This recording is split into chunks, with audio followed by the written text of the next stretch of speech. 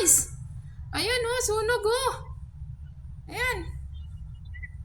Kita niyo ba yan, guys? Baka sa sobrang init, saka baka may naglagay ng nagtapon ng sigarilyo. Wala, nasunog yung poste guys oh. Ayan oh. Sunog yung poste ba? Napatay na, di ba? Napatay na yung poste. No. Napatay na. Abuti naman, napatay na. Ayan guys, napatay na yung poste guys oh.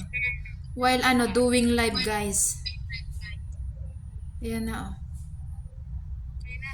Okay na. Nagkakagulo kami ng tao. Gagulo na yung tao guys. Live din siya, live. Ayan oh.